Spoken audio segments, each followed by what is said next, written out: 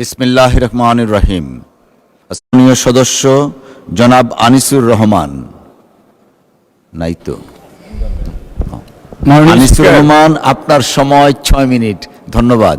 মাননীয় স্পিকার, ওনার সিট তো ওই পাশে ছিল। জাতীয় বাজেট 2026-2027-এর উপর আলোচনায় আমাকে বক্তব্য দেওয়ার সুযোগ করে দেওয়ার জন্য আপনাকে ধন্যবাদ।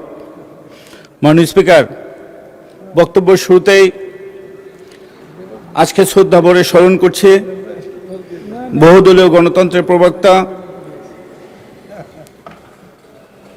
শহীদ প্রেসিডেন্ট জিয়াউর রহমানকে। শ্রদ্ধা ভরে স্মরণ করছি যার ভালোবাসায়, যার স্নেহে দীর্ঘদিন রাজপথে আন্দোলন সংগ্রাম করে নিজেকে একজন কর্মী হিসাবে বাংলাদেশে জাতীয়তাবাদী দলের এবং বাংলাদেশের মানুষের মধ্যে নাম লেখাতে পেরেছি। সেই আমার প্রিয় নেত্রী দেশনেত্রী বেগম খালেদা জিয়াকে। মাননীয় স্পিকার, আমি আন্তরিকভাবে ধন্যবাদ জানাই মাননীয় প্রধানমন্ত্রীকে, ধন্যবাদ জানাই মাননীয় অর্থমন্ত্রীকে। বিশ্ব অর্থনীতি যখন অনিশ্চয়তার মধ্যে দিয়ে অতিক্রম করছে এবং উন্নয়নশীল দেশগুলো বহুমাত্রিক অর্থনৈতিক চাপ মোকাবিলা করছে, তখন এই বাস্তবতায় পরিণত 2026-2027 অর্থ বছরের বাজেট শুধু একটি আর্থিক দলিল নয়, এটি আগামী বাংলাদেশের উন্নয়ন ও অগ্রগতির একটি সুদূর প্রসারী রূপরেখা। মাননীয় স্পিকার,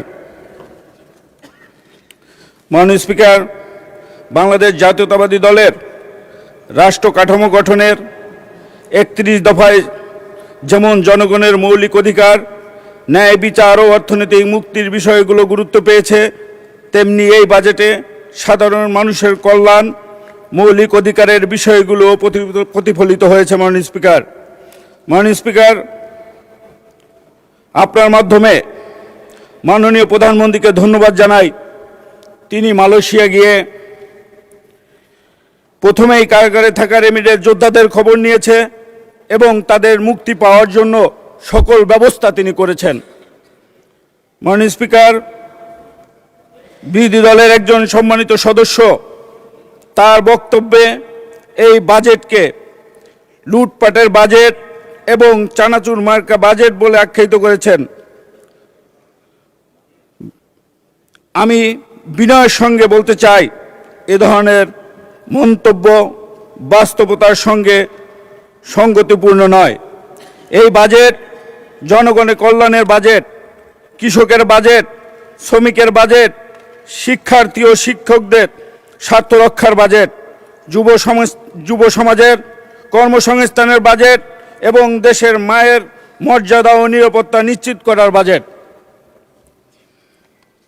মাননীয় স্পিকার, যারা বাজেটের মৌলিক কাঠামো, লক্ষ্য ও দর্শন সম্পর্কে সম্যক ধারণা রাখেন তারা নিশ্চিত উপলব্ধি করবেন যে এই বাজেটের মূল লক্ষ্য জনগণের জীবন মান উন্নয়ন এবং একটি টেকসই অর্থনৈতিক ভিত্তি নির্মাণ।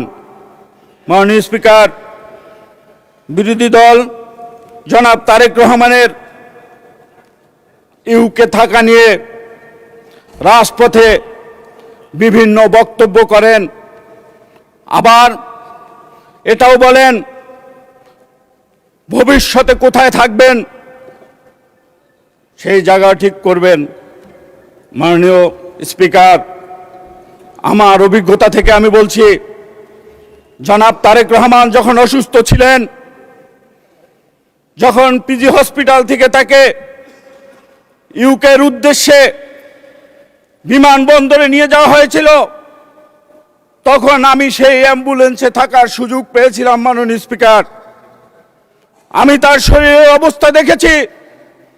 যখন ভিআইপি লাউঞ্জে তাকে একটি সোফার উপরে শোয়ে রাখা হয়েছিল, তখন আমি তার শরীরের অবস্থা দেখেছি, আমি তার চোখের পানি দেখেছি। জনাব তারেক রহমান বাংলাদেশ ছেড়ে যেতে চান নাই, তাকে জোর করে বাংলাদেশ থেকে পাঠানো হয়েছিল মাননীয় স্পিকার। আর যারা এই জনাব তারেক রহমানের ইউকে যাওয়া নিয়ে বিভিন্নভাবে বক্তব্য করেন, আবার ভবিষ্যতে কোথায় থাকবেন সেই কথা নিয়ে যারা বক্তব্য করেন, আপনাদের কাছে বলতে চাই, তারেক রহমান এই বাংলাদেশের মাটিতে এসে পা রেখেছেন, এই বাংলাদেশের মাটি স্পর্শ করেছেন। তারেক রহমান এই বাংলাদেশের প্রধানমন্ত্রী হয়েছেন বাংলাদেশের মানুষের ভালোবাসায়। তিনি বাংলাদেশেই থাকবেন, তিনি বাংলাদেশেই মৃত্যুবরণ করবেন। তিনি খালেদা জিয়ার সন্তান, যিনি শহীদ প্রেসিডেন্ট জিয়াউর রহমানের সন্তান। মাননীয় স্পিকার, আমি দৃঢ়ভাবে বিশ্বাস করি এই বাজেট অর্থনৈতিক স্থিতিশীল উন্নয়ন ও জনগণের কল্যাণ নিশ্চিত করতে গুরুত্বপূর্ণ ভূমিকা পালন করবে এবং যথাযথ বাস্তবায়নের এই সুফল দেশের মানুষ ভোগ করবেন। মাননীয় স্পিকার, এই বাজেটে জুলাই আন্দোলনের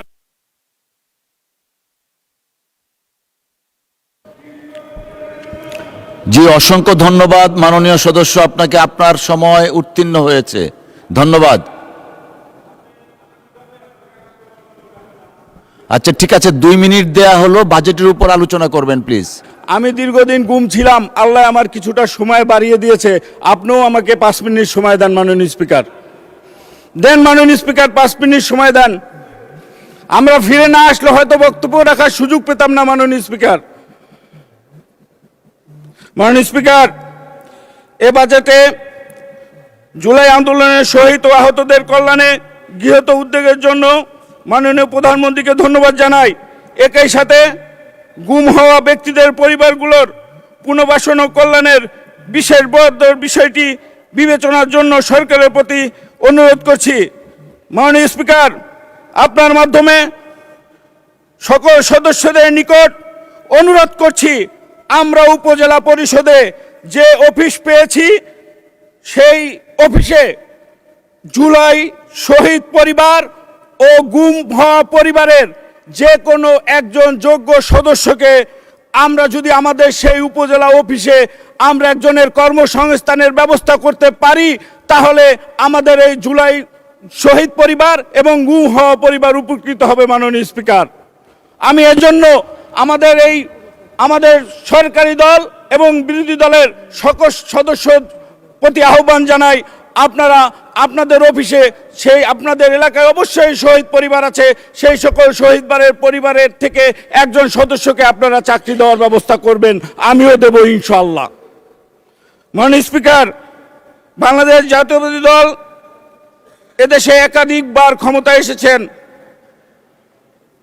আমরা বিরোধী দলেও ছিলাম, কিন্তু আমাদের বিরোধী দলের রাজপথে কোনো সহযোদ্ধাদের বক্তব্য শুনলে মনে হয় আমরা কখনো ক্ষমতাও ছিলাম না, বিরোধী দলও ছিলাম না।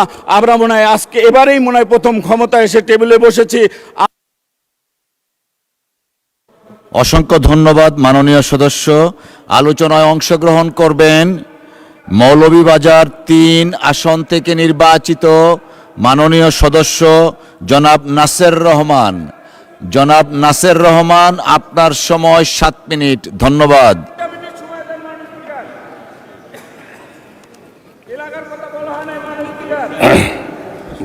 মাননীয় স্পিকার, মাননীয় সদস্য পরবর্তী আপনাকে- টান আসার সময় বলবেন, এখন আর সম্ভব না।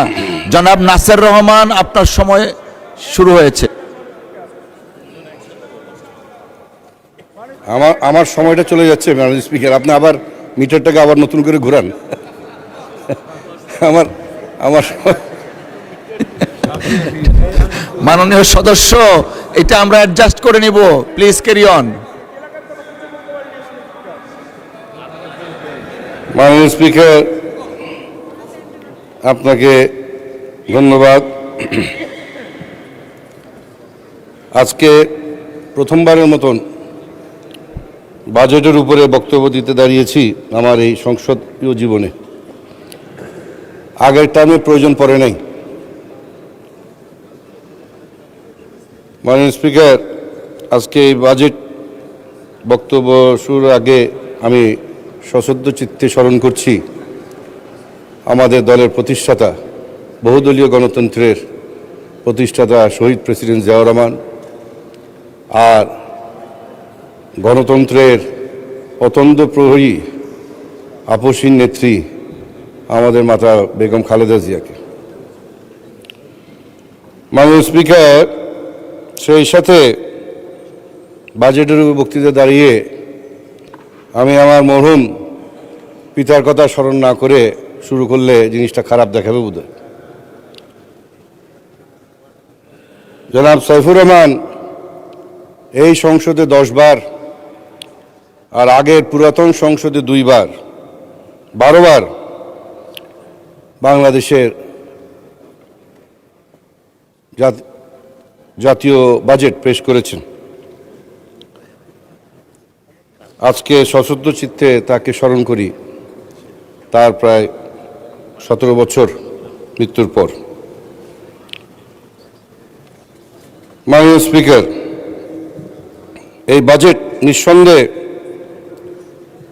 আমি একটু দেখে বলতে হবে, কারণ এটা টেকনিক্যাল বিষয়, এটা এক্সটেম্পর দেওয়া সম্ভব না।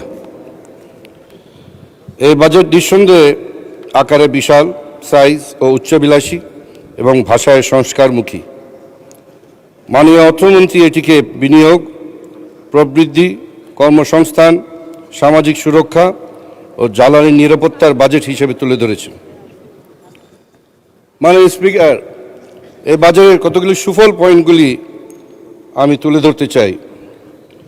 বহু বছর পরে এই বাজেট একটি সহানুভূতিশীল বাজেট হয়েছে, কারণ নাগরিকদের ও ব্যবসায়ীদের কোনো এফেক্ট করে নাই, কোনো কিছু দাম বাড়ে নাই, হা হুতাশ হয় নাই। মুদ্রাস্ফীতির চলমান অভিঘাত থেকে বছরের আয় সীমা 3,75,000 করা হয়েছে, যেটা অত্যন্ত সময় উপযোগী। তবে সেটা 4 লক্ষ যদি করতে পারা যায় তাহলে আরো ভালো হয়। বাজেটের প্রথম পার্সোনাল ইনকাম ট্যাক্স এবং কর্পোরেট ট্যাক্স দুইটাই 5 বছরের জন্য নির্দিষ্ট করে ট্যাক্স রেটকে একটি দীর্ঘমেয়াদী সুনির্দিষ্ট করা হয়েছে, যার ফলে একটি অনুমানযোগ্য কর তৈরিতে সহায়তা করবে ভবিষ্যতে। জ্বালানি ও বিদ্যুৎ খাতে সাহসের সাথে ওভারঅল ভর্তুকি পরিমাণ আগের তুলনায় 22% বৃদ্ধি করা হয়েছে, যা অত্যন্ত সময় উপযোগী। কারণ জ্বালানি হলো এমন উপাদান যার দাম ও সরবরাহ জনগণ ও সরকারের উপর ব্যাপক প্রভাব বিস্তার করে। দেশের আর্থিক ব্যবস্থাপনার অবস্থা এখন যেভাবে নাজুক অবস্থায় আছে, সেখানে 6,000 কোটি টাকা ব্যাংক ঋণ কমানো অত্যন্ত বিচক্ষণ সিদ্ধান্ত হয়েছে। মাননীয় স্পিকার, বাজেটের প্রধান 3টি কাজ হল রাজস্ব আহরণের জন্য ট্যাক্স রেট এবং ভ্যারিয়েবল ট্যাক্স নির্ধারণ, সরকারি ব্যয় বিনিয়োগের জন্য অর্থ যোগান এবং সরকারের অর্থনীতি সংক্রান্ত নীতি কৌশল ও অগ্রাধিকার বিষয়ে সংকেত প্রদান। নিঃসন্দেহে এই বাজেট সেই বিষয়ে অত্যন্ত সুচারুভাবে তুলে ধরা হয়েছে। মাননীয় অর্থমন্ত্রী 10টি অগ্রাধিকার তুলে ধরেছেন, যা একদিকে অর্থনীতির পুনর্গঠন নিয়ে আলোকপাত করেছে, আর একদিকে অন্তর্ভুক্তিমূলক উন্নয়ন ও সুশাসন প্রতিষ্ঠায় বিষয়টি জোরালোভাবে তুলে ধরেছেন। মাননীয় অর্থমন্ত্রী মোট প্রায় 9,38,000 কোটি টাকার বাজেট পেশ করেছেন। রাজস্ব আয়ের লক্ষ্য ধরা হয়েছে 6,95,000 কোটি, অর্থাৎ ঘাটতি দাঁড়াচ্ছে প্রায় 2,43,000 কোটি টাকা। একই সঙ্গে 6.5% প্রবৃদ্ধি ও 0.5% মূল্যস্ফীতির লক্ষ্য নির্ধারণ করেছেন। দেশের বাস্তব অর্থনৈতিক পরিস্থিতিতে এই লক্ষ্যমাত্রাগুলি অর্জন করা একটা অর্থমন্ত্রী একটা চ্যালেঞ্জিং কাজ হবে। আমরা জানি গত কয়েক বছর ধরে রাজস্ব আহরণের ধারাবাহিক ঘাটতি রয়েছে। কর জাল এখনও সীমিত, কর ফাঁকি রোধে দুর্বলতা রয়েছে, ব্যাট ব্যবস্থাপনায় কাঠামোগত সমস্যা আছে। এই বাস্তবতায় প্রায় 20% রাজস্ব বাড়ানোর প্রাক্কলন করা হয়েছে, আশা করি আমার মাননীয় অর্থমন্ত্রী সেদিকে সেই লক্ষ্য অর্জন করতে পারবেন। মাননীয় স্পিকার, এই বাজেটের আরেকটি বড় বিষয় হলো স্বনির্ভরতা। বাজেট ঘাটতি পূরণে সরকারকে যথারীতি দেশীয় ও বৈদেশিক ঋণের উপর নির্ভর করতে হবে। ইতিমধ্যেই সুদ পরিশোধে রাষ্ট্রীয় অর্থব্যবস্থার উপর বড় চাপ হয়ে দাঁড়িয়েছে। বৈদেশিক ঋণের কিস্তি ও সুদের বোঝা বাড়ছে। প্রশ্ন হচ্ছে, আমরা ধীরে ধীরে এই অর্থনৈতিক পরিস্থিতিকে যাচ্ছি যেখানে উন্নয়নের চেয়ে ঋণ পরিশোধের বিষয়টা না বড় হয়ে যায়, সেই দিকে মাননীয় অর্থমন্ত্রীজি নিশ্চয়ই লক্ষ্য রাখবেন। মাননীয় অর্থমন্ত্রী 3 লাখ কোটি টাকার এডিবি ঘোষণা করেছেন। পরিবহন, বিদ্যুৎ, জ্বালানি, শিক্ষা ও স্বাস্থ্য খাতে বিপুল বরাদ্দ বাড়ানো হয়েছে, ডবল করা হয়েছে স্বাস্থ্য এবং শিক্ষা খাতে। এটা অত্যন্ত কি বলবো, আনন্দের বিষয় এবং মানে বর্তমান প্রেক্ষাপটের জন্য খুবই প্রয়োজনীয়। কিন্তু আমাদের অভিজ্ঞতা বলে বাস্তবতা হলো প্রকল্প সময় ক্ষেপণ, ব্যয় বৃদ্ধি, অদক্ষতা ও অপচয় এখন নিয়মিত ঘটনা হয়ে দাঁড়িয়েছিল গত 15 বছরের দুঃশাসনের ফলে। কাজেই মাননীয় সদস্য, আপনার সময় 4 মিনিট বাড়ানো হলো, সর্বোচ্চ 4 মিনিট। থ্যাংক ইউ ম্যাডাম, ধন্যবাদ। Thank you sir. কাজেই শুধু বড় অঙ্কের বরাদ্দ দিলেই উন্নয়ন হবে বলে মনে হয় না মাননীয় স্পিকার। এই বিপুল অর্থ সঠিকভাবে কাজে লাগানোর জন্য প্রয়োজন দক্ষ বাস্তবায়ন, কঠোর নজরদারি ও জবাবদিহি। অন্যথায় এই বিপুল উন্নয়ন বাজেটও জনগণের প্রতি উন্নয়নের প্রত্যাশা পূরণে কঠিন হয়ে যেতে পারে। জ্বালানি ও বিদ্যুৎ খাতে দেশের বাজেটে প্রণয়নে একটি স্পর্শকাতর খাত। আন্তর্জাতিক বাজারে তেল ও এলএনজির দাম, মধ্যপ্রাচ্যের অস্থিরতা, গ্যাসের ঘাটতি সব মিলিয়ে এই খাতে সরকারের ভর্তুকি ব্যয় আরও বাড়বে। বিদ্যুৎ খাতে আইপিপিদের পেমেন্ট, ক্যাপাসিটি চার্জ ও জ্বালানি আমদানির ব্যয় সবই এখন বড় আর্থিক চাপ। মাননীয় অর্থমন্ত্রী দেশীয় গ্যাস অনুসন্ধান ও নবায়নযোগ্য জ্বালানির আইনের আশা ব্যক্ত করেছেন, কিন্তু এই উদ্যোগের ফল পেতে সময় লাগবে। আর ততদিন পর্যন্ত এই ব্যয়ের চাপ বহন করা একটা চিন্তার বিষয়। শেষ পর্যন্ত যাতে এটা আমাদের মানে ওনার বাজেটে যাতে চাপের সৃষ্টি না হয় সেই দিকে একটু লক্ষ্য রাখবেন মাননীয় অর্থমন্ত্রী। মূল্যস্ফীতি নিয়ন্ত্রণে একটি চ্যালেঞ্জ হয়ে দাঁড়াবে, কারণ খাদ্যদ্রব্য, নিত্যপণ্য, পরিবহন ও জ্বালানি ব্যয়ের চাপে সাধারণ মানুষ চাপে আছে। বাজেটে মূল্যস্ফীতি 7.5% নামিয়ে আনার লক্ষ্য দেওয়া হয়েছে, কিন্তু বাজারে যদি চাল, ডাল, তেল, গ্যাস, বিদ্যুৎ, চিকিৎসা ব্যয় না কমে তাহলে অর্থমন্ত্রী মহোদয় চাপে পড়ে যাবেন। এই বাজেট বেসরকারি খাত নির্ভর প্রবৃত্তির বাজেট হিসাবে আখ্যায়িত করা হয়েছে, কিন্তু বাস্তবে ব্যাংকিং খাত, খেলাপি ঋণ জর্জরিত, তারল্য সংকট বেশ প্রকট এবং বেসরকারি খাতে ঋণ প্রবাহ আমরা সবাই জানি। ব্যবসায়ীরা নীতিগত অনিশ্চয়তা, জ্বালানি সংকট এবং আর্থিক সংকটে ভুগছেন। এই বাস্তবতায় বেসরকারি বিনিয়োগ বৃদ্ধি করাটা একটা বড় চ্যালেঞ্জ হয়ে দাঁড়াবে। বিনিয়োগের পরিবেশ করাটা খুব জরুরি, তা নাহলে প্রবৃত্তির লক্ষ্য একটা আশাবাদী বক্তব্যে পরিণত হতে পারে।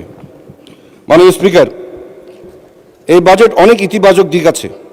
অবকাঠামো, শিক্ষা, স্বাস্থ্য, প্রযুক্তি ও জ্বালানি নিরাপত্তার উপর বিপুল গুরুত্ব দেওয়া হয়েছে।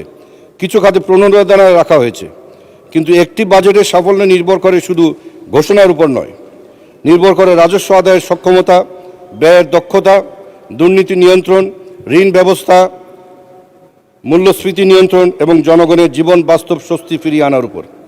সুতরাং আমি এই বাজেটকে খুবই চ্যালেঞ্জিং বাজেট হিসেবে দেখি।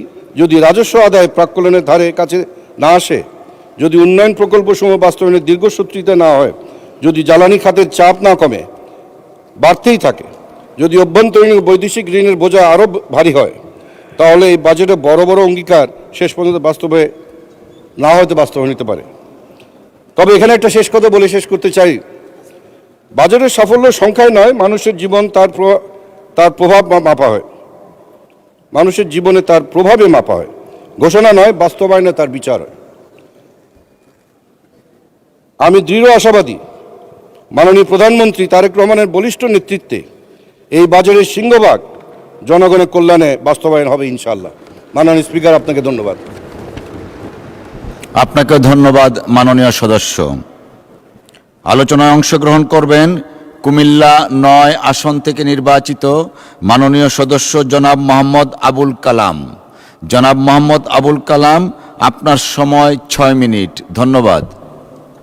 মাননীয় স্পিকার, 2026-2027 অর্থ বছরের বাজেট অধিবেশনের সাধারণ আলোচনায় আমাকে সুযোগ দেওয়ার জন্য আপনাকে ধন্যবাদ জানাচ্ছি। মাননীয় স্পিকার, গভীরভাবে শ্রদ্ধাভরে স্মরণ করছি স্বাধীনতার ঘোষক, বহুদলীয় গণতন্ত্রের প্রবক্তা শহীদ রাষ্ট্রপতি জিয়াউর রহমানকে। শ্রদ্ধাভরে স্মরণ করছি আপসহীন নেত্রী, তিনবারের প্রধানমন্ত্রী, গণতন্ত্রের মা, দেশনেত্রী বেগম খালেদা জিয়াকে। ধন্যবাদ জানাচ্ছি গণপ্রজাতন্ত্রী বাংলাদেশ সরকারের মাননীয় প্রধানমন্ত্রী জনাব তারেক রহমানকে আমাকে এই মহান সংসদে আসার সুযোগ দান করার জন্যে। মাননীয় স্পিকার, ধন্যবাদ জানাচ্ছি মাননীয় অর্থমন্ত্রীকে। মাননীয় অর্থমন্ত্রী মাননীয় প্রধানমন্ত্রীর দিক নির্দেশনায় 9,38,000 কোটি টাকার মেগা বাজেট আমাদের জাতিকে উপহার দেওয়ার জন্যে। মাননীয় স্পিকার, এই মেগা বাজেট আমাদের জাতির শিক্ষা, কৃষি, যোগাযোগ ব্যবস্থা সহ, স্বাস্থ্যখাত সহ বাংলাদেশ উন্নয়নের বাজেট। বিরোধিতার জন্য বিরোধিতা, আমাদের বিরোধী দলের মাননীয় সংসদ সদস্যরা সব সময় বলে, আজকেও একজন সকালের অধিবেশনে বলেছেন যে এটা গরিব, আমরা গরিব দেশ, গরিবের বাজেট হয় নাই। মাননীয় বিরোধী দলের সংসদ সদস্যদের দৃষ্টি আকর্ষণ করে বলতে চাই, আমাদের মাননীয় প্রধানমন্ত্রী বলেছেন, জনাব তারেক রহমান বলেছেন, যে দেশে 20 কোটি লোক, 20-40 কোটি হাত, সেই দেশ কখনো গরিব হতে পারে না। মাননীয় স্পিকার, আমাদের প্রিয় নেতা জনাব তারেক রহমান নির্বাচনের আগেই ইঙ্গিত দিয়েছেন, আমরা যদি ক্ষমতায় আসি আমাদের এই দেশকে বিনির্মাণ করতে হলে কত বড় বাজেটের দরকার, আমাদের 31 দফায় সুস্পষ্টভাবে তার নির্দেশনা দিয়েছেন মাননীয় প্রধানমন্ত্রী। মাননীয় স্পিকার, আমি আপনাকে বলতে চাই, আমাদের এই 31 দফায় বলা হয়েছে আমরা কি কি উন্নয়ন করব। ফ্যামিলি কার্ড, কৃষক কার্ড, তারপরে আপনার এই যে মসজিদ, মাদ্রাসার ইমামদের, খাদেমদের তাদেরকে মাসিক ভাতা সহ স্বাস্থ্য খাতে বিভিন্ন উন্নয়ন, শিক্ষা খাতে সবচেয়ে বেশি উন্নয়ন, কৃষি খাতে উন্নয়ন, এই খাতগুলোর নির্দেশনা আমরা কিন্তু নির্বাচনে আগে দিয়েছিলাম। নির্বাচনের পরে ক্ষমতায় এসে মাননীয় প্রধানমন্ত্রী এবং অর্থমন্ত্রী যে বাজেট আমাদেরকে উপহার দিয়েছেন, জাতিকে উপহার দিয়েছেন, সেই বাজেট তারই প্রতিফলন। মাননীয় স্পিকার, স্বাধীনতার 54 বৎসর অতিক্রম হতে চলল। এই 54 বৎসরে সারা বাংলাদেশের যতগুলা উপজেলা আছে, প্রত্যেকটি উপজেলায় আমাদের যে স্বাস্থ্য সেবা খাত, সেখানে 31 থেকে 50 বেডের হসপিটাল। মাননীয় প্রধানমন্ত্রীর এই বাজেটের একটি ইশারায় আজকে থেকে এই বাজেট অধিবেশন শেষ হওয়ার পর থেকেই প্রত্যেক উপজেলায় স্বাস্থ্য সেবা বা স্বাস্থ্য হসপিটাল 101 বেডে উন্নীত হবে বলে আমাদের প্রধানমন্ত্রী ঘোষণা দিয়েছেন। মাননীয় স্পিকার, মাননীয় স্পিকার, বাংলাদেশের বৈদেশিক মুদ্রা অর্জনের সর্বপ্রথম সবচেয়ে বড় খাত, 80% বৈদেশিক মুদ্রা অর্জন হয় তৈরি পোশাক শিল্প খাত থেকে। সেই তৈরি পোশাক শিল্প খাত 70 দশকে আমাদের স্বাধীনতার ঘোষক শহীদ রাষ্ট্রপতি জিয়াউর রহমান 1978 সালে এই দেশে ওনার হাত ধরে এই যাত্রা শুরু হয়। মাননীয় স্পিকার, 1978 সালে $6,800 ফ্রান্সে রপ্তানি করে তার যাত্রা শুরু হয়। এই তৈরি পোশাক শিল্প খাত আজকে $40 বিলিয়ন রপ্তানি করে। মাননীয় স্পিকার, আর এই খাতে 60 লক্ষের উপরে কর্মসংস্থান হয়েছে। আজকে আমি নিজেও এই শিল্পের একজন গর্বিত মালিক। আজকে 36 বছর যাবৎ আমি এই ব্যবসার সাথে জড়িত। আমার গ্রুপের নাম চৈতি গ্রুপ অফ ইন্ডাস্ট্রি।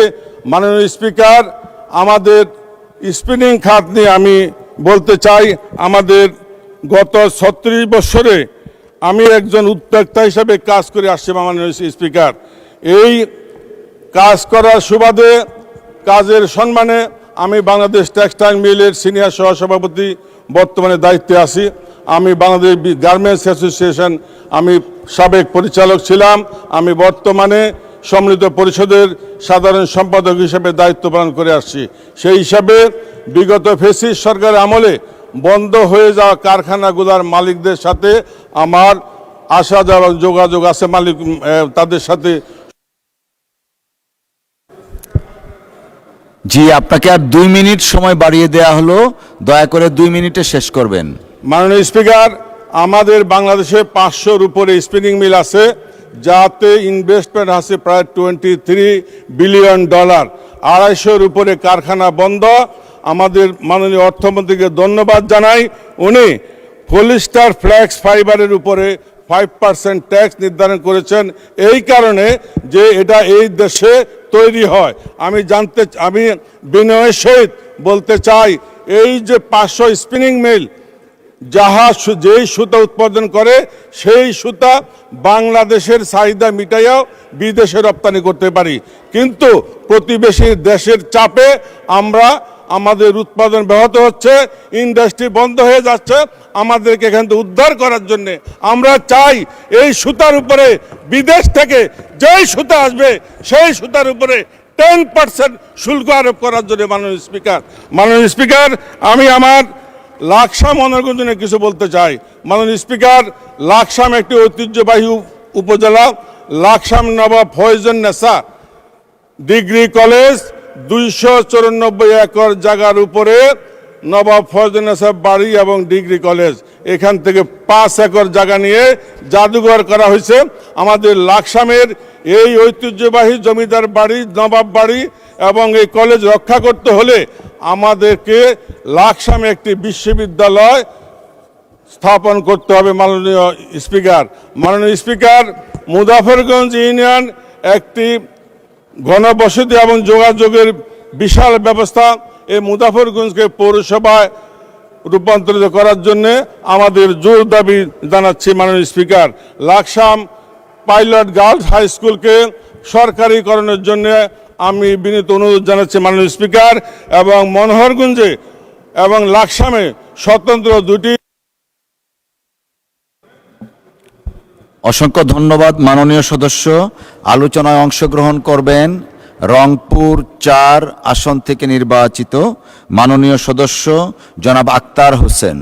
জনাব আক্তার হোসেন, আপনার সময় 15 মিনিট। ধন্যবাদ আপনাকে।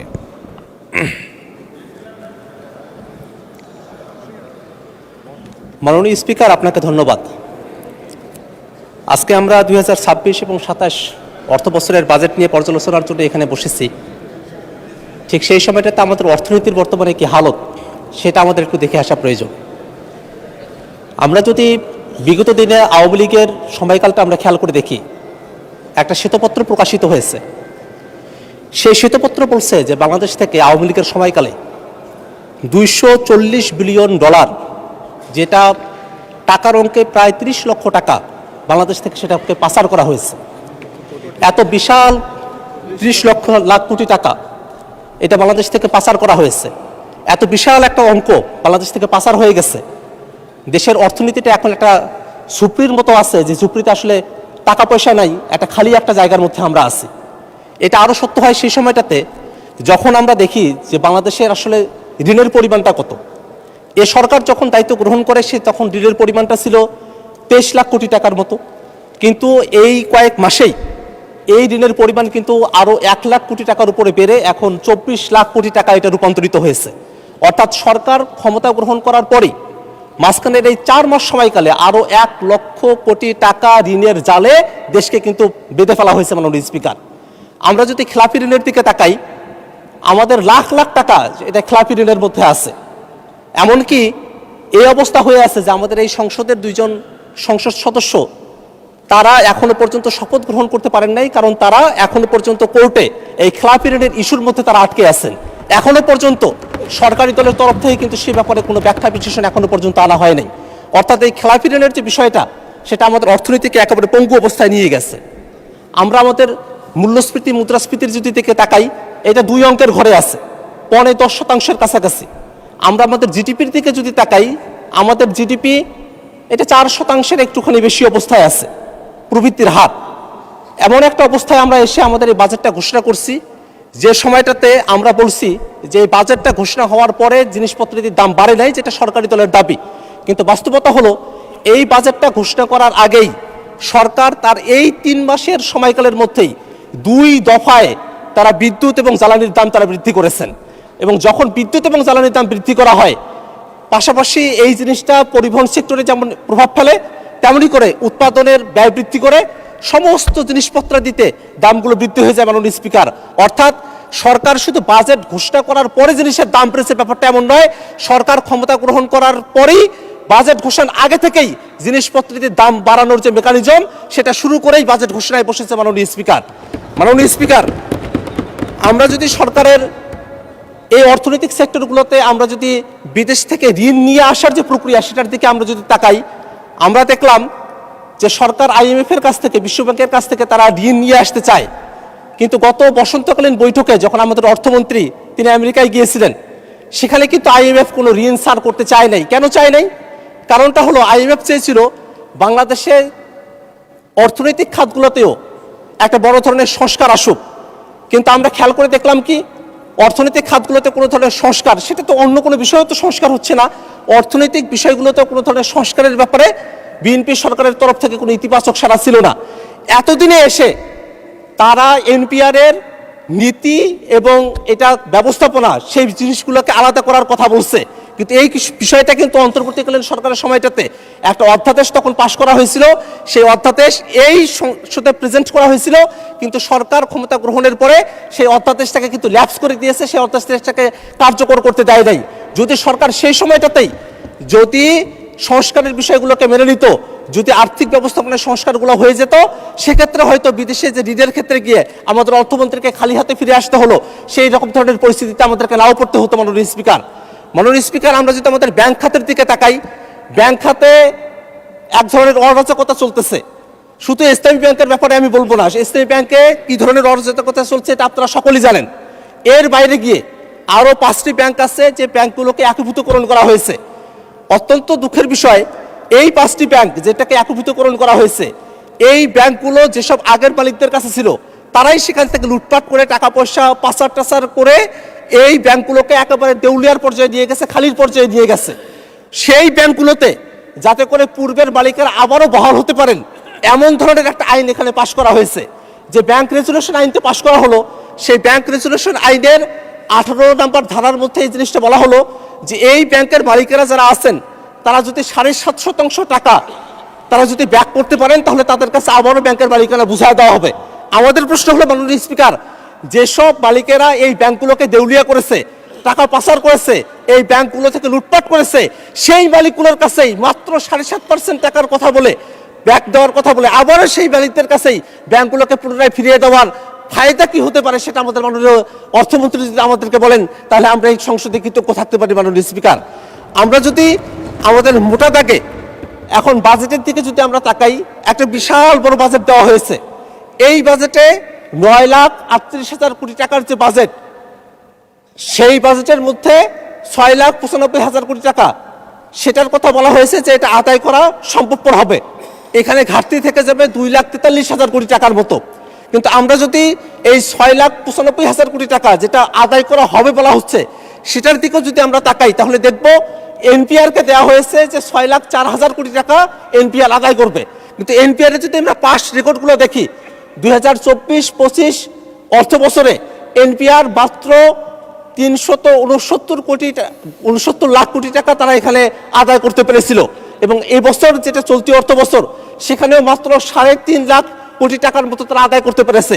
যে এনপিআর 4 লক্ষ কোটি টাকাই আদায় করতে পারে না, সে এনপিআর এর উপরে যদি 6 লক্ষ কোটি টাকার বোঝা চাপিয়ে দেওয়া হয় এবং যদি তৃপ্তির ঢেকুর তোলা হয় যে আমাদের ঘাটতি কম আছে, তাহলে কিন্তু সেটা জনগণের সঙ্গে এক ধরনের প্রতারণা করার সামিল মাননীয় স্পিকার। কারণ আমরা দেখতেছি এখনই 2,43,000 টাকার ঘাটতি আছে। এনপিআর যখন তার লক্ষ্যমাত্রা পূরণ করতে পারবে না, সেই সময়টাতে শেষে গিয়ে যেটা দেখা যাবে এই ঘাটতি আরো বেড়ে যাবে। অর্থাৎ এই যে বাজেট, এটা শুধু বড় বাজেট না, এটা বড় একটা ঘাটতির বাজেটে পরিণত হয়েছে মাননীয় স্পিকার। মাননীয় স্পিকার, আমরা যদি আরো একটু ভিতরের দিকে তাকাই, এই বাজেটকে একটা বিনিয়োগ বান্ধব বাজেট বলা হচ্ছে মাননীয় স্পিকার, কিন্তু আমরা দেখতেছি সরকার ঋণ নিয়ে দেশের এই বাজেটটাকে সচল রাখার একটা পরিকল্পনা হাতে নিয়েছে। সরকার অভ্যন্তরীণ ব্যাংকগুলো থেকে 1,12,000 কোটি টাকার মতো ঋণ তারা গ্রহণ করবে। সরকার যদি ব্যাংকগুলোর কাছ থেকে ঋণ গ্রহণ করে, তাহলে প্রাইভেট সেক্টরে বিনিয়োগ হবে না, প্রাইভেট সেক্টরে লোন ডিসপার্স হবে না, এবং যার কারণে কিন্তু অর্থনীতি একটা স্থবির অবস্থায় এসে দাঁড়াবে, একটা ক্রাউডিং ইফেক্ট একটা তৈরি হবে, যার কারণে আমাদের এখানে বিনিয়োগ হবে না, কর্মসংস্থান হবে না। যে বাজেটটাকে বলা হচ্ছে যেটা বিনিয়োগ বান্ধব বাজেট, সেই বাজেটের মধ্যেই ক্রাউডিং ইফেক্ট তৈরি করার মতো পদ্ধতি রেখে ব্যাংকগুলো থেকে অর্থ সরকার আদায় করে নিবে, সরকার নিয়ে যাবে, এবং তার কারণে এখানে প্রাইভেট সেক্টর যারা আছে তারা কোনোভাবেই সেখান থেকে উপকৃত হবে না। এই কারণে এই যে একটা বাজেট ঘোষণা করা হয়েছে, সেই বাজেটটা বিনিয়োগ বান্ধব তো নয়, বরং বিনিয়োগের পরিপন্থী একটা বাজেটে পরিণত হয়েছে মাননীয় স্পিকার। মাননীয় স্পিকার, আমরা যদি এই বাজেটের আয়করের দিকে একটু তাকাই, আয়করের ক্ষেত্রে 3,75,000 টাকা করা হয়েছে, 25,000 টাকা বাড়িয়ে দেওয়া হয়েছে, যেটা এখানে এটার উপরে আয়কর বসানো হবে না। কিন্তু 3,75,000 টাকার উপরে যখনই যাবে, এর পরবর্তী ধাপের ক্ষেত্রে বলা হয়েছে 3 লক্ষ টাকার জন্য সেখানে 10% হারে সেখানে ট্যাক্স প্রদান করতে হবে। আমরা যদি এইটা খেয়াল করে দেখি, গত বছর কিন্তু এই পরিমাণটা ছিল 5%, কিন্তু এখন যখন এটা 10% করা হয়েছে, তখন এটা সরাসরি মধ্যবিত্ত যারা আছে, যারা অল্প ইনকাম করে, তাদের উপরে গিয়ে এটার একটা সরাসরি প্রভাব পড়ছে। কারণটা হলো, কোনো একজন ব্যক্তি মাসে যদি 35,000 টাকা ইনকাম করে থাকেন, তাহলে বছর শেষে যে ট্যাক্সটা প্রদান করতে হচ্ছে, তার পরিমাণটা আগে 5% হারে ছিল 420 টাকা, এখন কিন্তু সেটা 620 টাকায় উন্নীত হয়েছে। অর্থাৎ এই মধ্যবিত্তের উপরে প্রথম যে আয়কর, সে আয়করের উপরে 48% আয়কর বৃদ্ধি করা হয়েছে। এটা একটা মধ্যবিত্তের উপরে মরণ ফাঁদে পরিণত হয়েছে মাননীয় স্পিকার। আমরা যদি ক্ষুদ্র ব্যবসায়ীদের দিকে তাকাই, ক্ষুদ্র ব্যবসায়ীদের উপরে অগ্রিম কর চার্জ করা হয়েছে। গ্রামের দোকানদার যারা আছেন তাদেরকে বলা হচ্ছে 0.2% তাদেরকে কর প্রদান করতে হবে।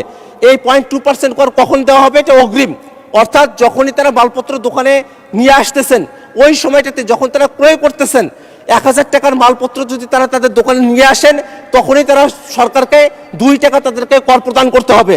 অর্থাৎ এখনো পর্যন্ত যে পণ্যটা বিক্রি করা হয় নাই, সে পণ্যটার উপরেই যদি আপনি বিক্রি করার আগেই, কোনো লাভ হওয়ার আগেই যদি ব্যবসায়ীদের উপর থেকে ট্যাক্স এবং ভ্যাট আদায় করে নিয়ে আসা হয়, তাহলে আমাদের যত ক্ষুদ্র ব্যবসায়ী যারা আছে, তারা পথের ফকির হতে তাদের আর দেরি হবে না মাননীয় স্পিকার। তাদেরকে রুদ্ধ করে দেওয়া হচ্ছে মাননীয় স্পিকার। মাননীয় স্পিকার, আমরা যদি আর একটু ভালো করে তাকাই, এই বাজেটে আমরা কৃষি বাজেটের দিকে একটু তাকিয়ে দেখি। কৃষিতে বাজেট এবার দেওয়া হয়েছে 27,224 কোটি টাকা। গত বছরের বাজেট ছিল 27,224 কোটি টাকা। এই বছরে এই বাজেটটা হয়েছে 28,881 কোটি টাকা। মাননীয় স্পিকার, আমরা একটা বাজেট করলাম, যে বাজেটে গত বছরের তুলনায় 1,48,000 কোটি টাকা আমরা বৃদ্ধি করলাম, আর সেখানে আমরা কৃষি ক্ষেত্রে মাত্র 1 থেকে 1,500 কোটি টাকা আমরা বৃদ্ধি করেছি। এটা বৃদ্ধি না করার নামান্তর মাননীয় স্পিকার। আমাদের কৃষি সেক্টরটা নানাভাবে অবহেলিত হয়ে আছে। সরকার দলের তরফ থেকে বলা হতে পারে যে সার কীটনাশকের উপরে যে 7.5% ট্যাক্স এবং ভ্যাট ছিল, সেটাকে উইথড্র করে নেওয়া হয়েছে, কিন্তু সার এবং কীটনাশকের উপরে যে ভ্যাট এবং ট্যাক্সটা উইথড্র করে নেওয়া হয়েছে, তাতে করে প্রান্তিক পর্যায়ে কৃষকেরা কতটুকু লাভবান হবে সেটা নিয়ে প্রশ্ন থেকে যায়। কারণটা হলো, এটা যারা ব্যবসায়ীরা যারা আছেন, তারা এটা সুবিধাটা পেয়ে থাকেন। এই সার এবং কীটনাশকের উপরে সরকার ভ্যাট এবং ট্যাক্স কমানোর কারণে এটা যে আসলে সার এবং কীটনাশকের দাম কমবে, তা তদারকি কেমন করে হবে, তা কিন্তু এখনো পর্যন্ত ঠিক করা হয়নি মাননীয় স্পিকার। মাননীয় স্পিকার, কৃষক কার্ডের কথা বলা হচ্ছে, কিন্তু আমাদের যেসব কৃষকেরা প্রতি বছর ক্ষতিগ্রস্ত হচ্ছেন, আমাদের একটা কৃষি ভিত্তিক একটা দেশ হওয়ার কথা ছিল আমাদের। 75 সালের দিকে যেখানে আমাদের জিডিপিতে কৃষি ছিল 62, এখন সেটা 10 থেকে 11% নেমে এসেছে। আমরা কৃষিকে একেবারে ওভারলুক করে যাচ্ছি। এই বাজেটের মধ্যেও আমরা কৃষিকে একেবারে ধর্তব্যের মধ্যে নিয়ে আসি নাই। আমরা মনে করি কৃষিতে বাজেট বৃদ্ধি করার দরকার আছে এবং এটা 1-1.5 কোটি টাকা না, এটা এমন পরিমাণে বরাদ্দ করতে হবে যাতে করে আমরা কৃষকদেরকে ভর্তুকির আওতায় নিয়ে আসতে পারি এবং কৃষকদেরকে আমরা সত্যিকার অর্থেই তাদের পাশে দাঁড়াতে পারি। মাননীয় স্পিকার, আমাদের শিক্ষা বাজেটের মধ্যে যে 3টে সেক্টরের কথা বলা হয়েছে, সেই 3টে সেক্টরে এক ধরনের বাজেট আছে। সেখানে প্রাথমিক এবং গণশিক্ষা, সেখানে উচ্চ মাধ্যমিক এবং উচ্চশিক্ষা এবং কারিগরি এবং মাদ্রাসা শিক্ষার জন্য যে বাজেটটা করা হয়েছে সেটার পরিমাণ দাঁড়ায় 1,22,000 কোটি টাকার মতো, কিন্তু মন্ত্রণালয়ের হিসাব বলছে শিক্ষা মন্ত্রণালয়ের বাজেট দেওয়া হয়েছে 1,36,000 কোটি টাকা। এই যে অতিরিক্ত 14,000 কোটি টাকা, সেই 14,000 কোটি টাকা কোথায় খরচ করা হবে সেটার কিন্তু কোনো ব্যবস্থাপনা এই জায়গার মধ্যে করা হয়নি মাননীয় স্পিকার। সেই একই বিষয়টা ঘটছে এডিপির ক্ষেত্রে মাননীয় স্পিকার। প্রায় 3 লক্ষ কোটি টাকার যে এডিপি নির্ধারণ করা হয়েছে, সেই এডিপিতে 1,70,000 কোটি টাকায় থোক বরাদ্দ দেওয়া হয়েছে, অথচ গত বছর এবং তার আগের বছরে এই থোক বরাদ্দ ছিল 10,000 কোটি টাকা এবং 11,000 কোটি টাকা। 10,000 কোটি টাকা 11,000 কোটি টাকার থোক বরাদ্দ এ বছরে এসে 1,70,000 কোটি টাকার থোক বরাদ্দ হয়েছে।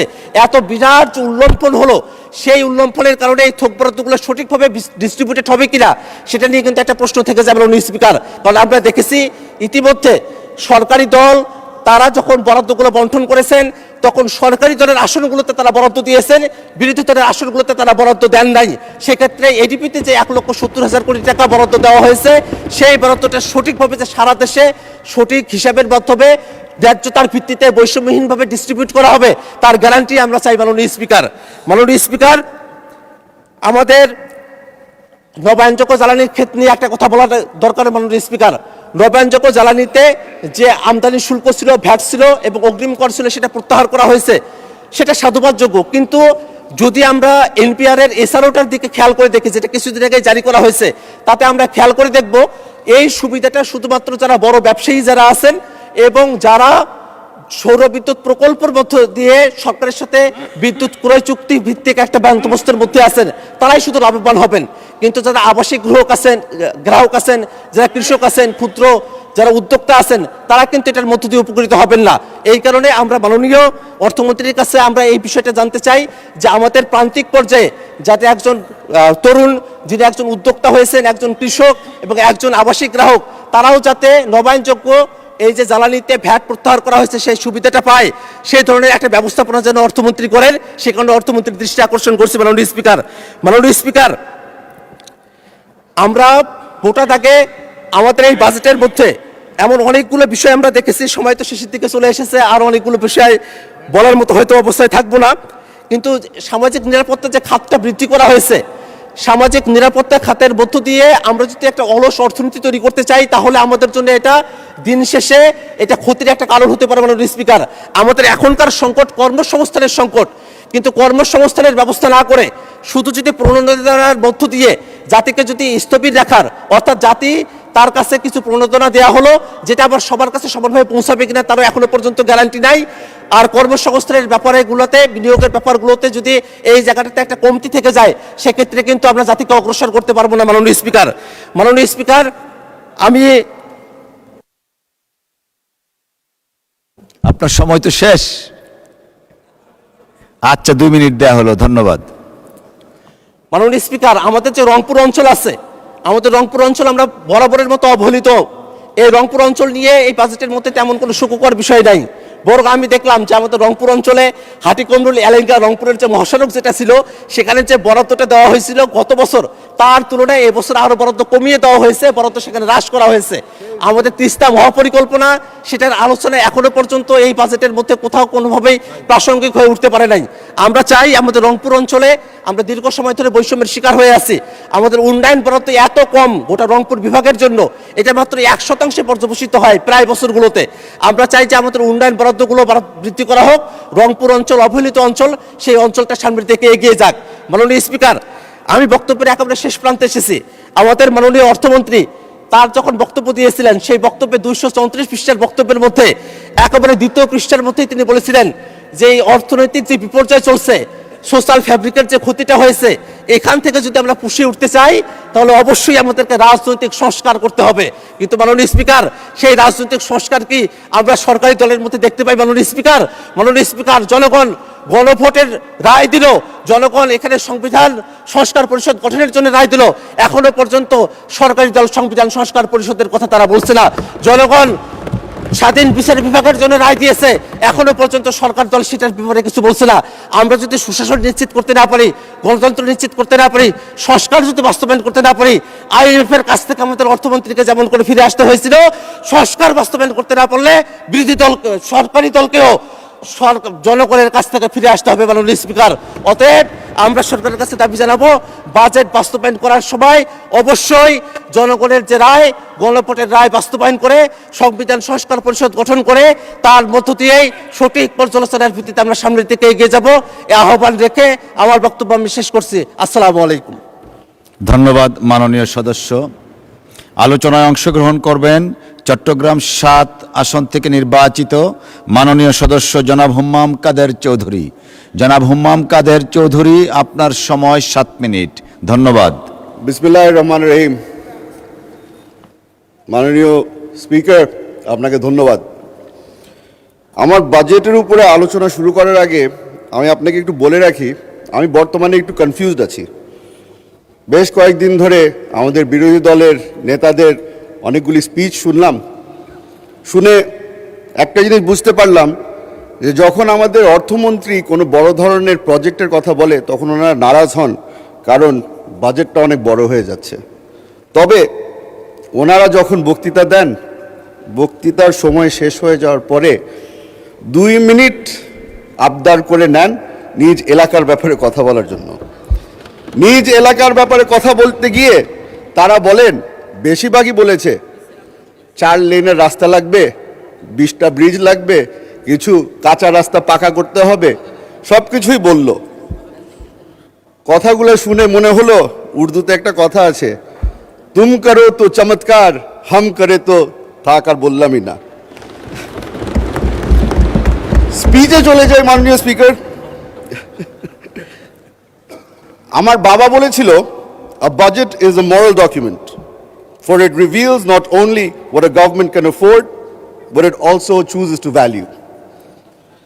আপনাকে আজকে বলে দিতে চাই, মাননীয় প্রধানমন্ত্রী তারেক রহমান সাহেবের সরকার আমাদের হিউম্যান রিসোর্সেস ডেভেলপমেন্টকে সবচেয়ে বেশি প্রাধান্য দিচ্ছে। সবাই ছোট ছোট করে বলে, একজনে বলে এডুকেশন, একজনে বলে হেলথ কেয়ার, সব কিছু যদি আপনি এক জায়গায় মিলিয়ে নেন তাহলে ওটাকে হিউম্যান রিসোর্সেস ডেভেলপমেন্টই বলা হয়।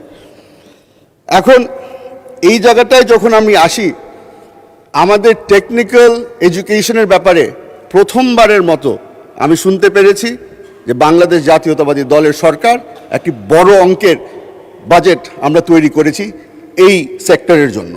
আমি তার কারণে ধন্যবাদ জানাই মাননীয় অর্থমন্ত্রীকে। মাননীয় স্পিকার, এই বাজেটকে ডিসক্রাইব করার সময় বিরোধী দলের নেতারা এটাকে বলেছে রিস্কি, ওভার অ্যাম্বিশাস, একবার বোধহয় শুনেছিলাম একজন বলেছিল ফ্যান্সিফুল। এখন গতকালকে আলাপ আলোচনার সময় আমার পিছনে একজন আমার নিজের দলের একজন নেতা বলেছিল এটা একটা সাহসী বাজেট। এখন আপনি হয়তো শুনে সাহসী কেন বললাম, উনি বলেছিল আপনি চিন্তা করছেন, তবে আমি একটু ব্যাখ্যা দিয়ে রাখি। আমার প্রধানমন্ত্রী আইনমন্ত্রী এনেছে চট্টগ্রাম থেকে, সাহসের কমতি ওখানে কোনো সময় হয় না। আলহামদুলিল্লাহ। আইনমন্ত্রী না, অর্থমন্ত্রী। সরি, অর্থমন্ত্রী। মাননীয় স্পিকার, আমি আপনার থেকে বেশি সময় নিব না, কারণ আমার নিজ এলাকারও কিছু বিষয় আপনার সামনে তুলে ধরতে চাই যেটা ন্যাশনাল ইম্পর্টেন্সের সাথে চলে আসে। আমাদের বিরোধী দলের অনেকেই বলেছে যে আমাদের ট্যাক্স কালেকশন নিয়ে অনেক জায়গায় আমাদের ঘাটতি আছে। ওনারা আমাদেরকে বারবার করে প্রবলেম দিচ্ছে, সলিউশন দিচ্ছে না। আমি আজকে ছোট একটা সলিউশন নিয়ে এসেছি। রাঙ্গুনিয়া চট্টগ্রাম 7 আসনের সবচেয়ে বড় সমস্যা বর্তমানে হচ্ছে অবৈধ বালি এক্সট্রাকশন। এটা হয়তো আমাদের এখানে সংসদ সদস্য অনেকেই আছে যাদের এলাকায় একই ধরনের সমস্যা ঘটছে। আমি একটু, অনেকে বলেছে না আপনাকে যে এই বাজেটটা খালি প্রফিট অ্যান্ড লসের ব্যাপার না, আমি একটু প্রফিট আর লসের ব্যাপারে আসি। 2021 থেকে 2026 পর্যন্ত এই অবৈধ এই বালির ব্যবসার থেকে রাঙ্গুনিয়া একা ওখান থেকে 12,80,00,000 টাকা রেভিনিউ কালেক্ট করা হয়েছে ট্যাক্সের আকারে। তবে এই বালি এক্সট্রাকশনের কারণে যে ক্ষতিটা হয়েছে, এই নদী ভাঙ্গনের কারণে আমাদের ওখানে 80 কোটি টাকার খরচ করতে হয়েছে ব্লকের মাধ্যমে এবং নদীর পাড় ঠিক করার কারণে। এই জিনিসটাকে যদি আমরা সলভ করতে চাই তাহলে ট্যাক্স কালেকশন আমাদের বাড়াতে হবে। বর্তমানে বিশেষজ্ঞরা বলছে 60 to 70% of all sand extracted from the river is done so illegally. এই ইলিগাল ব্যবসার কারণে বর্তমানে এই ব্যবসাটা খালি একজন সেক্টরের মানুষ এটা নিয়ন্ত্রণ করছে, এটা হচ্ছে কি একটা মাফিয়া সেক্টর। এই মাফিয়া সেক্টরের কারণে আমার এলাকায় কিছুদিন আগে একটি হত্যাকাণ্ড ঘটেছে, যেখানে মাসুদ চৌধুরী নামের আমাদের যুবদলের এক নেতাকে নির্মমভাবে হত্যা করা হয়েছে। এই জিনিসটা আমি তুলে ধরছি কারণ আমি খেয়াল করে দেখলাম যে আমাদের বর্তমানের হোম মিনিস্ট্রির বাজেটকে 6.2%-এই খালি ইনক্রিজ করা হয়েছে। এই 6.2% ইজ নট এনাফ। আমাদের বাংলাদেশের পুলিশকে যেভাবে করে আমরা দেখি বর্তমানে, তাদেরকে আরও শক্তিশালী করতে হবে। They have to be well equipped and well trained. মাননীয় স্পিকার, আমাদের একটা এখানে আমরা এখন অভ্যস্ত হয়ে গেছি, বর্তমানে একটা কম্পিটিশন চলছে। কম্পিটিশনটা হচ্ছে গিয়ে কে কত ভালো আরবি বলতে পারে, কে কত ভালো আয়াত মুখস্থ করে বলতে পারে। আমি ব্রিটিশ বোর্ডিং স্কুলের প্রোডাক্ট, আমি হয়তো অত মুখস্থ আপনাকে আয়াত বলতে পারবো না, তবে ছোটকালে একটা প্রার্থনা আমাকে শেখানো হয়েছিল, ওটা আপনাকে শুনিয়ে দিতে চাই। Lord give me the serenity to accept the things I cannot change, the courage to change the things I can, and the wisdom to know the difference. আলহামদুলিল্লাহ, আমার অর্থমন্ত্রী knows the difference. He knows what changes need to be made and he knows what he cannot. The things that have been changed, আমি ওটা একটু বলে দিই। বাংলাদেশে গত 20 বছরের মধ্যে সোশ্যাল সেফটি নেট বলে কিছু ছিল না। মাননীয় প্রধানমন্ত্রী এই সোশ্যাল সেফটি নেট ক্রিয়েট করার জন্যই ফ্যামিলি কার্ড নিয়ে এসেছে। আলহামদুলিল্লাহ, মাননীয় অর্থমন্ত্রী আমাদেরকে ওটার জন্য ফান্ডিংয়ের ব্যবস্থা করে দিয়েছে। The things we cannot change, আমাদের বাংলাদেশের ওনারা বারবার করে বলছে ট্যাক্স কালেকশনের উপরে আমরা নির্ভর। আমি ট্যাক্স কালেকশনের উপর নির্ভর না, আমি এফডিআই এর উপরে নির্ভর। আমি যে ব্রিটিশ বোর্ডিং স্কুলের প্রোডাক্ট হলে উর্দু ভালো জানেন, আরো 2 মিনিট বাড়ানো হলো। মাননীয় স্পিকার, এখানে বসে বসে অনেকখানি উর্দু শিখে ফেলেছি। মাননীয় স্পিকার, ফরেন ইনভেস্টমেন্ট আনার জন্য, ফরেন ইনভেস্টমেন্টের যারা যারা ইন্টারেস্টেড আছে তারা বারবার করে একটা জিনিসই খুঁজে, স্টেবিলিটি। এই স্টেবিলিটির কারণেই মাননীয় অর্থমন্ত্রী আমাদের কর্পোরেট ট্যাক্স বাড়ায়নি। মাননীয় অর্থমন্ত্রী knows exactly where to make the change and where not to make the change. ওটার জন্য আমি ওনাকে ধন্যবাদ জানাতে চাই। মাননীয় স্পিকার, আপনাকে বলেছিলাম বেশি সময় নিব না, তবে একটা জিনিস বলে আমি শেষ করতে চাই।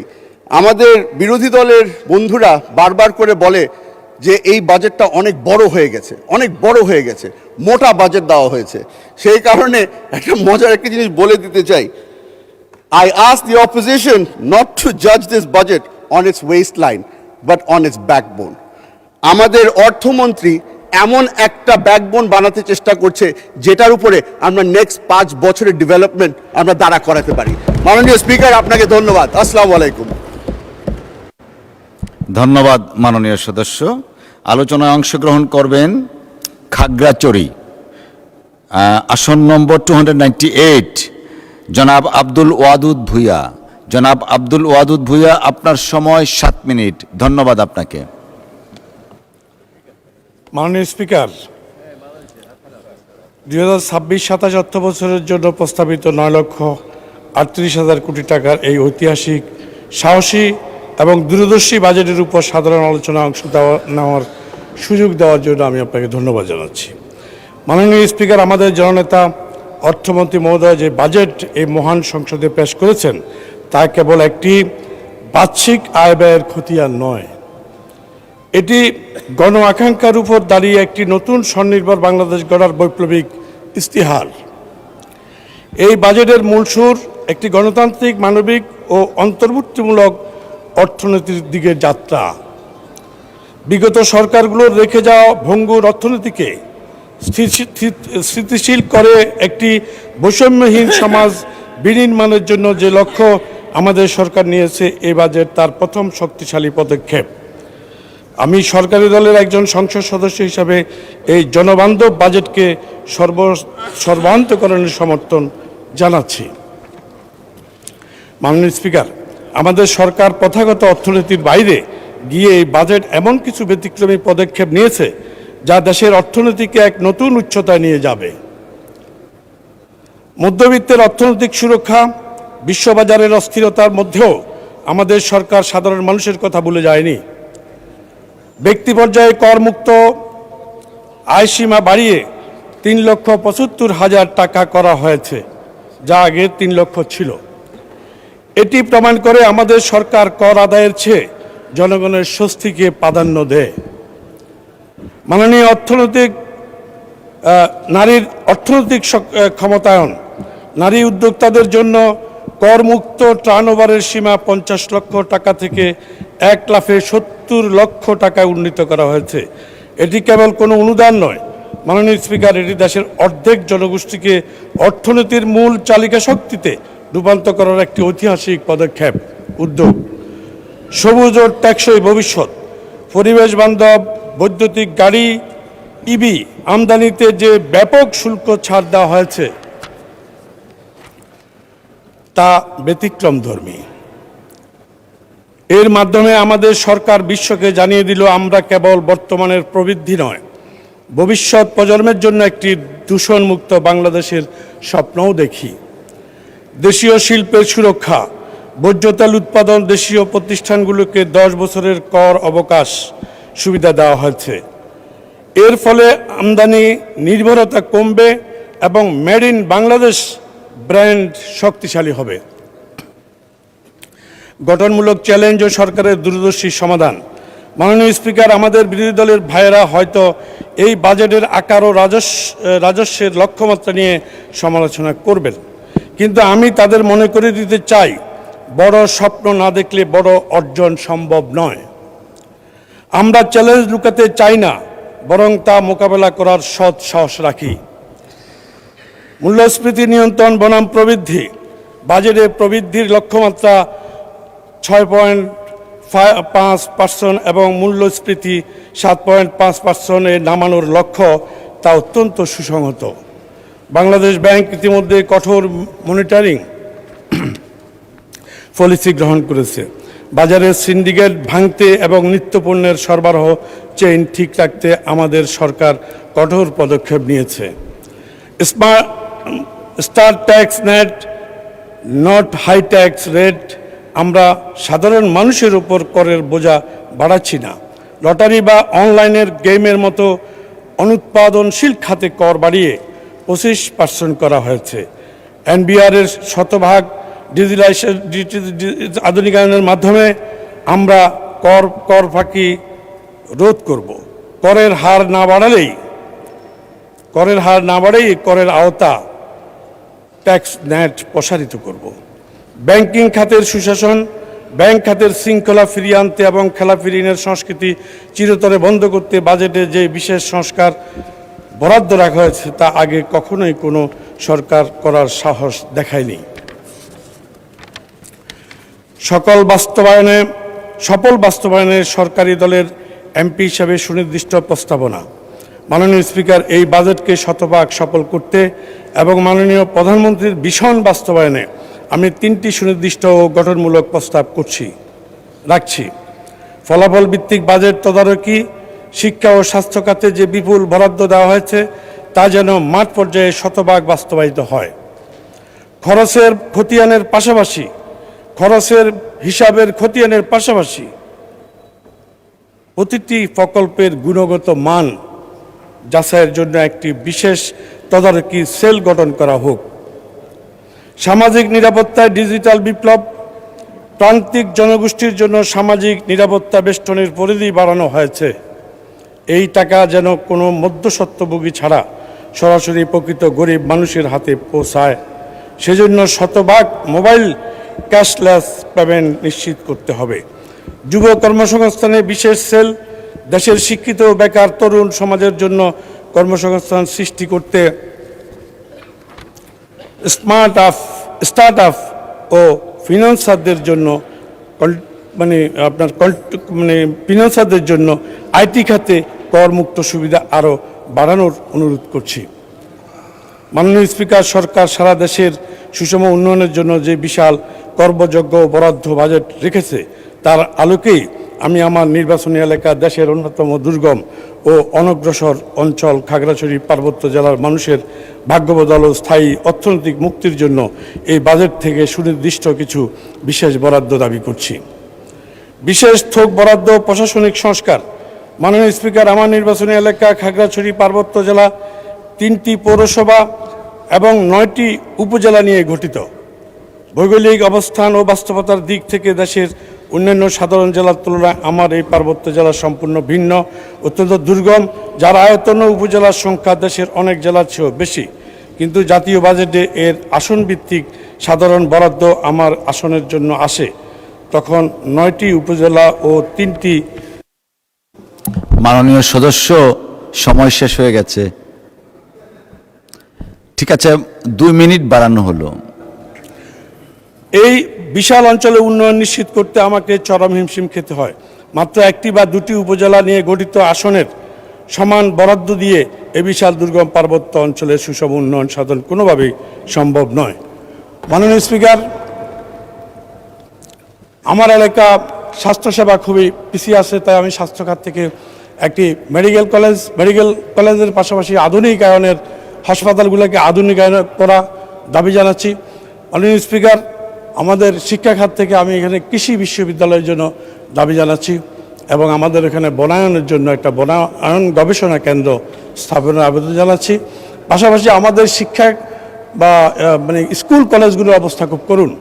সেখানে যেই কয়জন শিক্ষক থাকার কথা তার অর্ধেকেরও কম শিক্ষক বিদ্যমান, কারণ শিক্ষকরা গেলে ওখান থেকে আবার ফিরে চলে আসতে চায়। সরকারি কর্মচারীরা ওখানে গেলে কেউ থাকতে চায় না। কেউ যদি আপনার পরিবেশ বা পাহাড়ের প্রেমে পড়ে থাকতে চায়, তাদেরকে আবার হঠাৎ করে আপনার ইয়েতে নিয়ে আসে, প্লেনল্যান্ডে নিয়ে আসে। যেমন ইতিমধ্যে আমার একজন অনেক দিনের পাহাড়কে ভালোবেসে একজন অ্যাক্সিডেন্ট আছে পৌরসভার, যার উপরে এলাকার মানুষ সন্তুষ্ট, সেও সন্তুষ্ট, তাকে কিন্তু আজকে নিয়ে আসা হচ্ছে প্লেনল্যান্ডে। এখন প্রশ্ন হলো, যেখানকার যে পাহাড়কে বোঝানো হয়, বলা হয় যে একটা পানিশমেন্ট জোন, তো পানিশমেন্ট জোনে কেউ গেলে থাকতেও চায় না। এই ট্রেডিশন থেকে আমাদের মন্ত্রণালয়গুলো বেরিয়ে আসার জন্য আমি অনুরোধ জানাচ্ছি। আমাদের কলেজগুলোর ডরমেটরি একাডেমিক ভবন ইত্যাদি জিনিসগুলো অত্যন্ত সংকট অবস্থা আছে। আমাদের এলাকার মানুষের আর্থসামাজিক অবস্থা অত্যন্ত খারাপ। বিশেষ করে পাহাড়ের চূড়া এবং পাহাড়ের ঢালে যে সমস্ত মানুষ বসবাস করে, তারা কেউই পানির সুবিধা পায় না। 1000 ফিট নিচ থেকে পানি এনে পানি উঠিয়ে খেতে হয় অনেক পাহাড়িদেরকে, অনেক বাঙালিদেরকে। এই কঠিন বাস্তবতা থেকে অসংখ্য ধন্যবাদ মাননীয় সদস্য। আলোচনায় অংশগ্রহণ করবেন ঢাকা 5 আসন থেকে নির্বাচিত মাননীয় সদস্য জনাব মোহাম্মদ কামাল হোসেন। জনাব মোহাম্মদ কামাল হোসেন, আপনার সময় 7 মিনিট। ধন্যবাদ আপনাকে। বিসমিল্লাহির রহমানির রহিম। মাননীয় স্পিকার, আমি সর্বপ্রথম মহান রব্বুল আলামিনের দরবারে শুকরিয়া আদায় করছি, যার একান্ত রহমতে এই মহান সংসদে কথা বলতে পারছি এবং আপনার মাধ্যমে আমার ঢাকা 5 নির্বাচনী এলাকার জনগণকে ধন্যবাদ এবং মোবারকবাদ জানাচ্ছি, যাদের আমানতের ভার নিয়ে আমি কথা বলছি। মাননীয় স্পিকার, 2026-27 অর্থ বছরের এই বাজেট উপস্থাপন করা হয়েছে বাংলাদেশের ইতিহাসে সবচেয়ে বড় ঘাটতি বাজেট। এই বাজেটকে আমরা জনবান্ধব না বলে দল বান্ধব বললে অত্যুক্তি হবে না। মাননীয় স্পিকার, আমাদের যে অর্থনীতি, এই অর্থনীতি বাংলাদেশের সার্বিক অর্থনীতি এবং বাংলাদেশের মৌলিক সংস্কার দরকার। এখানে আমরা যেটা লক্ষ্য করছি, আমাদের রাষ্ট্র কাঠামো যদি সংস্কার করা না হয় তাহলে আমাদের অর্থনীতি ঘুরে দাঁড়াবে না। অর্থনীতির সিস্টেম এখানে পরিবর্তন করা দরকার। বাংলাদেশের যেই অবস্থায় দাঁড়িয়ে আছে, আমরা যদি বিশ্বের বড় অর্থনীতির দেশের দিকে তাকাই তাহলে আমরা দেখতে পাই, যেমন আমেরিকাতে 15টি ফেডারেল এক্সিকিউটিভ ডিপার্টমেন্ট রয়েছে, তার মানে মন্ত্রণালয় রয়েছে। চায়নাতে 26টি মন্ত্রণালয় রয়েছে, জার্মানিতে 16টি মন্ত্রণালয় রয়েছে এবং জাপানে 11টি মন্ত্রণালয় রয়েছে। আর আমাদের স্বাধীনতার পরে 20টি থেকে শুরু করে বর্তমানে 43টি মন্ত্রণালয় এসে দাঁড়িয়েছে এবং আরও অনেক বিভাগ রয়েছে। পরিচালন ব্যয় যদি কমাতে হয় এবং যদি উন্নয়ন ব্যয় বাড়াতে হয় তাহলে অবশ্যই বাংলাদেশের এই মহান সংসদকে এটা বিবেচনায় রাখতে হবে। মাননীয় স্পিকার, বর্তমান সরকারের বিগত 4 মাসের অর্থনীতির নীতির দিকে যদি আমরা তাকাই, আমরা দেখতে পাই ব্যাংকিং সেক্টরে অযাচিত হস্তক্ষেপ, অর্থনৈতিক মাফিয়াদেরকে ফিরে আনার জন্য এবং যারা বাংলাদেশের অর্থনীতিকে লুটপাট করেছে তাদেরকে প্রতিষ্ঠিত করার জন্য সরকার ফোকাস দিয়েছে, তাদেরকে ডেকে আনছে। ব্যাংক থেকে অস্বাভাবিক ঋণ গ্রহণ এবং বিভিন্ন কার্ড ভিত্তিক কার্ড আমদানি অনুৎপাদনশীল অর্থনীতিকে প্রমোট করছে। হাতকে কর্মক্ষম না করে আমাদের কর্মক্ষম হাতকে এখানে অবসর হাতে রূপান্তরিত করছে। মাননীয় স্পিকার, আমাদের দেশের জনগণ স্বাভাবিক অবস্থায় অর্থনীতি যেটা বোঝে, বাজেট বলতে যেটা বোঝে, তারা মনে করে কতটি দ্রব্য নিয়ন্ত্রণ, মূল্য নিয়ন্ত্রণ হয়েছে এবং তাদের নাগালে রয়েছে। জ্বালানি এবং গ্যাসের বিদ্যুৎ বাড়ছে কিনা না কমছে, নতুন করারোপ হবে কিনা, কর্মসংস্থানের সুযোগ সৃষ্টি হবে কিনা, স্বাস্থ্য খাতে কিভাবে কতটুকু সুযোগ পাবে, এটাই হচ্ছে সাধারণ জনগণের দেখার বিষয়। সম্মানিত মাননীয় স্পিকার, আমরা দেখছি স্বাস্থ্য খাতে সুযোগ সৃষ্টিতে দূরে থাক, আজকে সামান্য একটি ঘটনা নিয়ে আমাদের একটি হাসপাতালের লাইসেন্স বাতিল করা হয়েছে। মাননীয় স্পিকার, দেশে কর্পোরেট কর ফাঁকি দেওয়া হচ্ছে এবং তেলার মাথায় তেল দেওয়া হচ্ছে।